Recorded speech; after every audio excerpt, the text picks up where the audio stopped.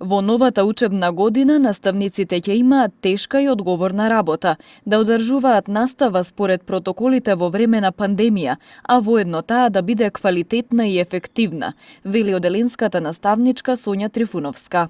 Од искуството како долгогодишен просветен работник, таа смета дека децата од почетните оделенија треба да бидат физички присутни во училишните клупи, додека за поголемите ученици наставата да се одвива онлайн, бидејќи тие подобро можат да се снајдат со технологијата.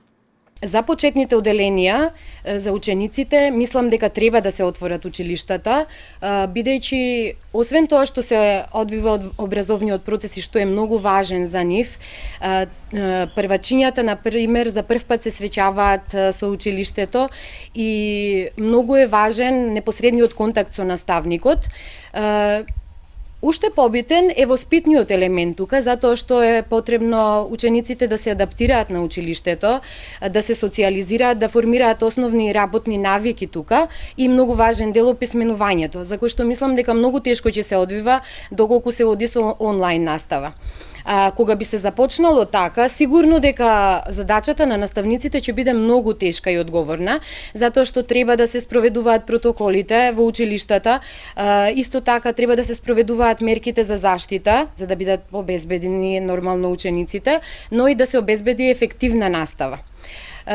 Но мислам и дека малку повозрасните ученици многу подобро ќе се снајдат во онлайн наставата, затоа што тие веќе информатички се поспремни, пописменети и дека нема да имаат толку потреба од родителите за да се вклучат во онлайн наставата.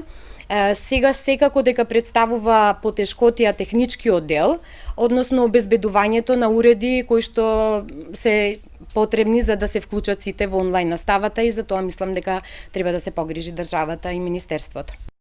Трифуновска вели дека наставниците сега се поподготвени за онлайн настава за разлика од минатата учебна година, бидејќи дел од нив следеле обуки и вебинари за примена на дигиталните алатки.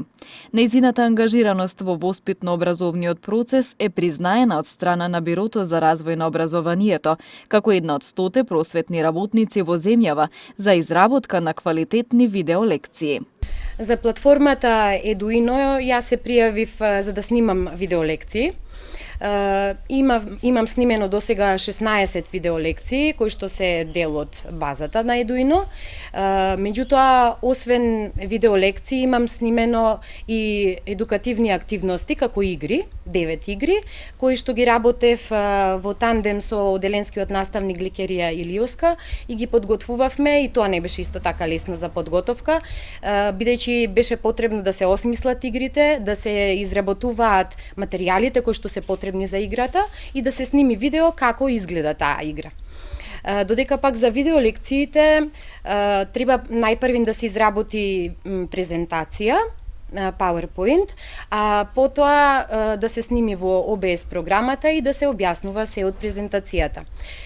Во овој период имам многу добра соработка со наставниците на секаде низ Македонија и тоа е мощно битно, значи да соработуваме.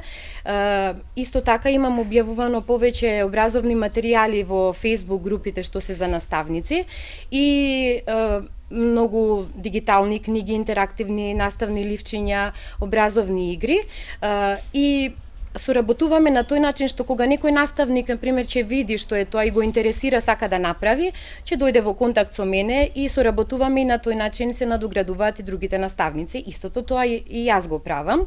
Доколку јас видам таков образовен материјал, контактирам наставници. Но исто така можам да истакнам дека освен соработката со наставниците, имам многу добра соработка и со советничката од Бирото за развој на образование Олгица Наумовска. Трифуновска порачува внимателно да се донесе одлука како ќе се одвива наставата во новата учебна година, бидејќи од тоа ќе зависи какви ќе бидат идните генерации. Сите што се чинители кои се битни за успехот на одвивањето на воспитно-образовниот процес, дека треба максимално да бидат ангажирани во обезбедување на ефективна и квалитетна настава за учениците, затоа што како ќе се одвива таа настава, многу ќе значи и какви ќе бидат идните генерации.